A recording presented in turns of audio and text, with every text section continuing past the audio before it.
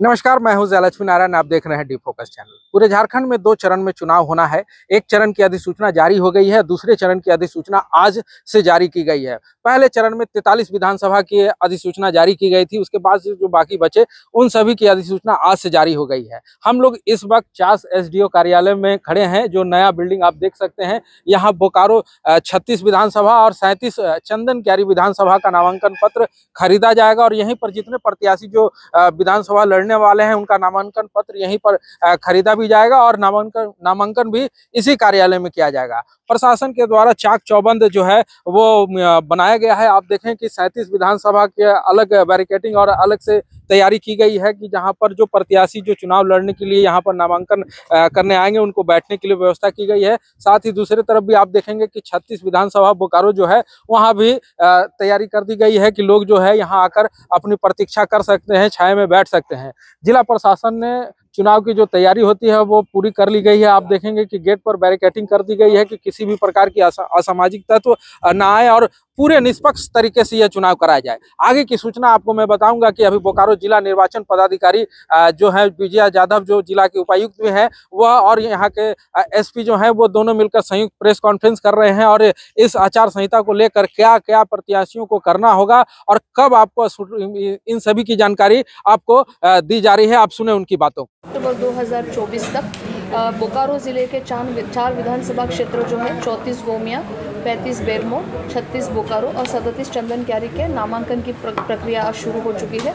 34 और 35 यानी गोमिया और बेरमो का नामांकन अनुमंडल पदाधिकारी बेरमो के कार्यालय में 2 विभिन्न कमरे में है ये, और अनुमंडल पदाधिकारी चास के कार्यालय में 36 बोकारो का नामांकन लिया जा रहा है और DCLR भूमि सुधार उपसमाहर्ता चास के कार्यालय में 37 चंदन क्यारी के नामांकन की प्रोसेस शुरू है।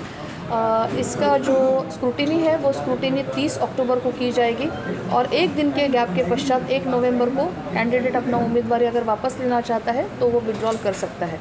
नामांकन की प्रोसेस शुरू होने के पश्चात इसका नोटिफिकेशन जो जारी किया जाता है वो चारों विधानसभा क्षेत्र के अधीनस्थ जितने भी कार्यालय हैं उन कार्यालयों के नोटिस बोर्ड पे, इवन मेरे कार्यालय भी नोटिस बोर्ड में लगा है ताकि आम लोगों को ये पता चले कि चुनाव की प्रक्रिया, नामांकन की प्रक्रिया शुरू हो चुकी है। इस नामांकन की प्रक्रिया शुरू होने के पश्चात 100 मीटर परिधि तक नॉमिनेशन के जगह से जो जगह चिन्हित की गई है उसमें कैंडिडेट अपना प्रसार प्रचार किसी भी प्रकार के इलेक्ट्रॉनिक मीडिया का माध्यम करते हुए या किसी भी प्रकार के निर्वाचन आयोग के दिए हुए दिशा निर्देश का अनुल्लंघन करते हुए नहीं कर सकता है। 100 मीटर के परिधि के अंदर केवल 3 गाड़ियाँ अलाउड है और वो रिटर्निंग ऑफिसर के प्रकोष्ठ में जाके मिनिमम 5 लोग उसमें एंट्री अलाउड है और वो अपना नामांकन प्रोसेस भर सकते हैं। सैटरडे और संडे को क्या नामांकन होगा? 4 सैटरडे संडे जनरली हॉलीडे है, तो हमको जो पब्लिक हॉलीडेज़ की लिस्ट होती है वो लिस्ट आ जाएगी। हम उसमें अगर कोई हॉलीडे होता है तो हम उसको कम्युनिकेट करेंगे। के कंपोजिट्स के डेमोग्राफिक कंपोजिशन अगर आप देखेंगे तो कुछ एरिया सेक्टर का एरिया है, कुछ एरिया चास नगर का है, कुछ एरिया ट्रांजिट एरिया है, कुछ एरिया चास का ग्रामीण एरिया, कुछ एरिया ऐसा है जहाँ दैनंदिन काम के लिए लोग आ रहे हैं। यहाँ कोचिंग क्लासेस स्कूल्स होने के कारण युवा युवतियों का नंबर ज़्यादा है। यहाँ शहर के अंतर्गत महिला एसएचजीस का नंबर ज़्यादा है। तो इन सारे डेमोग्राफिक कंपोजिशंस का ख्याल रखते हुए अलग अलग कार्यक्रम का आयोजन किया जा रहा है। लास्ट वीक में ही हमने मॉल में एक बहुत अच्छा म्यूज़िकल बैंड का आयोजन किया था। मैराथन्स है, क्रिकेट मैचेस है, फुटबॉल मैचेस है, रात्रि चौपाल है, गीत गायन है, फन्स है, क्विज़ है, मैजिक शोज़ है, जिसके तहत लोग आए और इन कार्यक्रमों का सहारा लेते हुए हम लोगों को मतदान के बारे में बता सके। और जिन लोगों का कार्ड के बारे में कोई दिक्कत है, बूथ कहाँ पे है नहीं पता है, कोई दिव्यांग है उसको व्हीलचेयर नहीं है तो वो सक्षम ऐप कैसे इस्तेमाल करे, कोई अगर मॉडल कोड ऑफ कंडक्ट का भी अपने तरफ से वायलेशन होते हुए देखता है तो MCC में उसकी शिकायत कैसे दर्ज करे, इन सारे बातों की चर्चा होती है और मतदाताओं को अवेयरनेस लाया जाता है कि मतदान करना ज़रूरी है, आपका एक वोट ज़रूर फ़र्क करता है।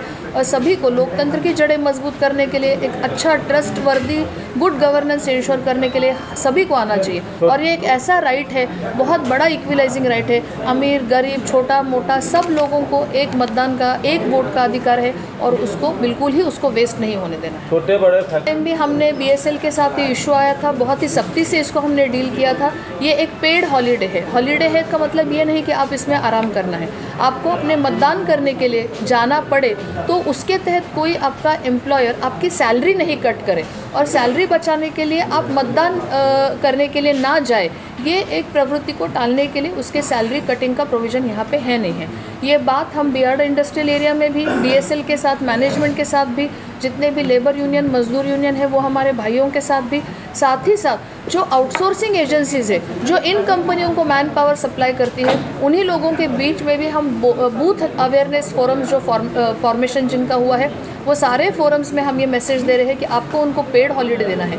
अभी तो नया मतदाता कार्ड नहीं बन सकता नॉमिनेशन के बाद, परंतु जिनके बने हैं, जिनको हमने पिछले 7-8 महीने में अभियान चलाते हुए बने हैं, एटलीस्ट वो सारे लोग एक दूसरे को लेके जाए। हर एक कंपनी में एक रिक्रेशन हॉल होता है, एक सम्मेलन का, सभा सम्मेलन का एक जगह होती है, बैठकी की एक जगह होती है, वहाँ पे भी हमने स्वीप के प्रोग्राम्स और इस तारीख को ज़्यादा हाईलाइट करने की कोशिश की। साथ के कार्रवाई का तो प्रक्रिया शुरू है ही, खासकर हमने CCA के एक्टिविटीज़ शुरू किए हैं, जो क्राइम कंट्रोल एक्ट के तहत जिला रद्द-बदल या थाना हाजिरी का जो प्रतिबंधात्मक कार्रवाई होती है, ऐसे लोगों के विरुद्ध जो खासकर चुनाव के दौरान मतदाताओं को प्रभावित कर सकते हैं, कोई विधि व्यवस्था उत्पन्न कर सकते हैं, जिनके द्वारा पूर्व में इस तरह के कोई काम कोई इस तरह के जो ऑफेंसेस है वो दायर है, खासकर जिनका दंगा में, राइट में, इलेक्शन रिलेटेड ऑफेंसेस में, मतदान पार्टी पे, सरकारी प्रॉपर्टी पे कभी कोई उन्होंने हल्ला हमला किया हो या इस तरह के उनके नाम ये है, जो क्रिमिनल्स जिनको बेल प्राप्त है, जो बाहर है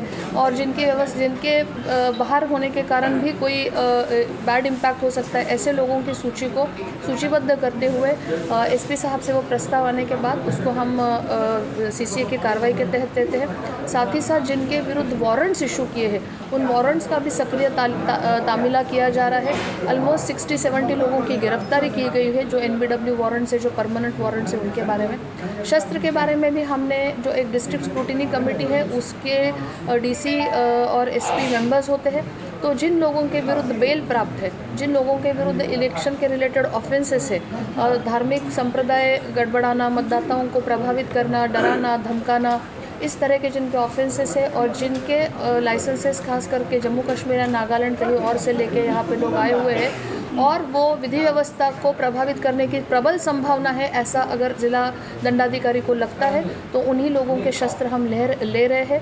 बाकी नेशनल शूटर्स चैम्पियनशिप हो गया या फिर शूटिंग क्लब्स के मेंबर्स हो गए, जो ATM कार्ड के वाहक है, जिनके पास सशस्त्र बॉडीगार्ड्स रहते हैं, बैंक के बॉडीगार्ड्स हो गए, उन लोगों को हम लोग एग्जम्पशन दे रहे हैं और बाकी इन लोगों के शस्त्र हम ले लेंगे। तो थाना में वो सूची जा चुकी है और जिन जिन लोगों के शस्त्र लेने हैं वो भी सूची थाना के पास है, तो इन लोगों को तत्काल अपने जो वेपन्स हैं वो मालखाने में या पुलिस के पास दे देने चाहिए। आप नक्सल प्रभावित क्षेत्र का दौरा इस दायरे में जो हमारे नक्सल प्रभावित LWE अफेक्टेड जो बूथ है उनमें एडिशनल फोर्स हमको सेंट्रल आर्म पुलिस फोर्स का आता है, जिसको CAPF बोलते हैं। तो पुलिस फोर्स के साथ साथ ही CAPF का भी वहाँ पे डिप्लॉयमेंट होता है, होमगार्ड्स होते हैं, डिस्ट्रिक्ट आर्म पुलिस होता है। एक कंपोजिट वे में अतिरिक्त सुरक्षा ऐसे जगह पे दी जाएगी और हमारे जो लोग हैं, जो पार्टी है, पोलिंग पार्टी और जो मशीन्स है, उनको कंप्लीट सेफ्टी सिक्योरिटी देते हुए मतदान कंडक्ट करवाया जाएगा। किसी भी प्रकार के डर की, भय की कोई भी आशंका नहीं है। कोई भी प्रकार का किसी को भी संदेह है या ऐसा लग रहा है कि कोई पर्टिकुलर कम्युनिटी या एरिया प्रभावित होने की शक्यता है या ऐसी प्रकार की कोई वारदात करने की कोई पॉसिबिलिटी है, तो अपने वो सूचना आप हमको या SP साहब को दे सकते। We will take a quick action on that. अपने पास 14 चेक नाका है। कल एक दातू से आगे जो बेरमो गोमिया की तरफ रोड जाता है, उधर भी 15वां चेक नाका हमने बनाया है। कुछ चेक नाके इंटर स्टेट चेक नाके हैं जो पुरुलिया के साथ वेस्ट बंगाल में खुलते हैं। कोई हमारे राज्य के अंतर्गत ज़िला में जाने वाले चेक नाके हैं। इसमें आज जैसे नॉमिनेशन शुरू हो जाने के बाद चेक नाका स्टैटिक सर्वेलेंस टीम में कन्वर्ट हो जाता है, जिसको SST बोलते हैं। वहाँ पे कंप्लीट वीडियोग्राफी की जाएगी। इस वीडियोग्राफी का वेब स्ट्रीमिंग DEO के भी कमरे में होता है और रांची में भी इसको देखा जाता है। किसी भी प्रकार के आम जनों को कोई भी इनकन्वीनियंस कॉज किए बिना हमारे SST टीम को वहाँ पे गाड़ियों की या कोई जिसका संदेह निर्माण हो हो रहा है उस तरह के वाहनों की कम्प्लीटली देखना है, उसको निगरानी में रखना है, जिसमें खासकर जो इंटर स्टेट से आने वाले पैसेंजर बसेस है, मालगाड़ियाँ है, कमर्शियल व्हीकल्स है, या जिसमें कोई भी उनको पूर्व में आभास या सूचना या इंटेलिजेंस प्राप्त होता है, उन गाड़ियों का वो लोग स्कैनिंग कर रहे हैं। उसकी स्क्रूटिनी शुरू है और उसमें कुछ एडिशन घटाव या बढ़ाव हो रहा है, जिसको पुलिस फोर्स को देखते हुए ही हम लोगों को उसको उस कैटेगरी में लाना है। ये नंबर अभी हम आपको बता नहीं पाएंगे, मगर जो भी हमारे बूथ है वो कम्प्लीटली एक्स्ट्रा सुरक्षा के साथ ही उनका मतदान किया जाएगा। मुझे कहते हुए बहुत हर्ष महसूस हो रहा है कि लोकसभा चुनाव में इन्हीं LW अफेक्टेड एरियाज़ में बहुत अच्छा वोटिंग का परसेंटेज था। ऑलमोस्ट 76-78% लोगों का टर्नआउट हुआ है। लोग बहुत उत्साह से सुबह सुबह ही लाइन लगा के आते हैं। गांव देहात में जल्दी उठ के मतदान केंद्रों में आने जाने का ट्रेंड है और महिलाओं का भी काफ़ी सक्रिय इसमें ये रहा है। तो इस बार भी ऐसे ही हर्षोल्लास के साथ मतदान 20 नवंबर को संपन्न